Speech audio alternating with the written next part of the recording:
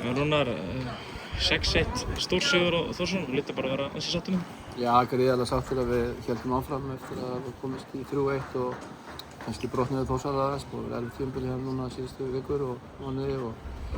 svona náðum bara að fylgja því eftir og héldum áfram að spila okkar leik og í staðinn fyrir að fara að gera eitthvað voðalega fínt eitthvað þá spilum við einfalt áfram og það er oft erfitt þegar þú ert með svona ákveðna yfirburði eins og okkur fannst við vera á þeim tímabil. Sérstaklega eftir 4-1 marki en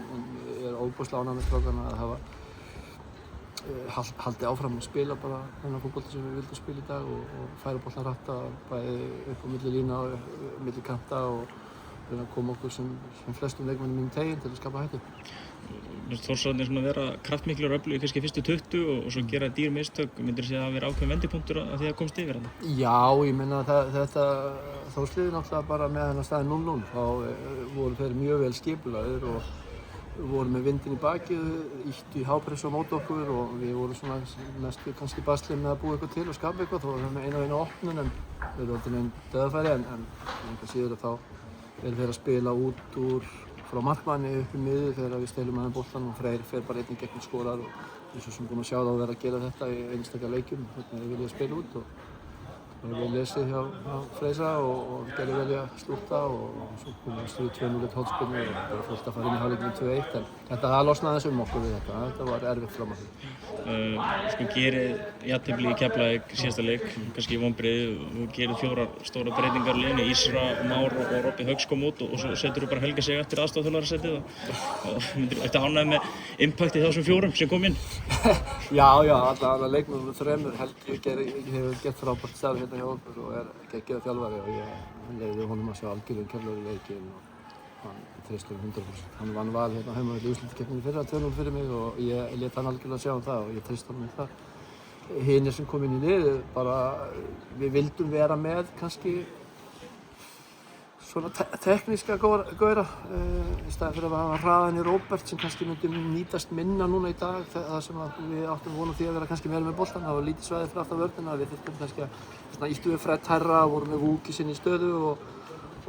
komum Símon inn sem er góður á boltann, hann er ekki búinn að spila síðustu 4 leiki, búinn að vera á bekknum, ekki búinn að fá tækifæri eftir að Freyr byrjaði að spila svona vel og Kristófer er náttúrulega bara frábær fótboltamaður og hefur þurft að láta í minnipokann fyrir öðru leikmenni sem hafa verið í hans stöðu og Kenny búinn að vera lungan á sumrinu og svo kom Ási inn og nú fekk hann sénsinn af því að hann er gríðarlega góður á vinstri löppinni og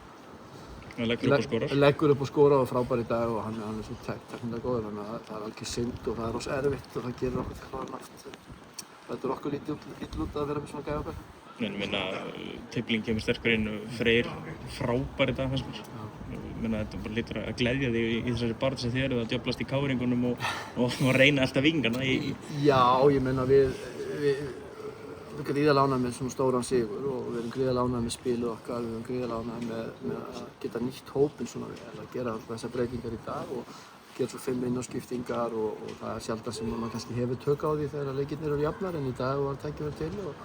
Jakob kemur inn og skorar og leggur upp og hérna Róbert var mjög nálægt því að skora en leggur upp mark og Baddi frábær í Ísrael, ég meina þetta er allt góðir gæjar sem ég er með þannig að ég meina það er erfitt fyrir okkur stundum þjálfarinn að velja lið og nú verður næsti hausverkur og kemur eftir 5 daga. Nú er glugginn að opna og verða einhverjar breytingar mögulega hópnum hjá þér?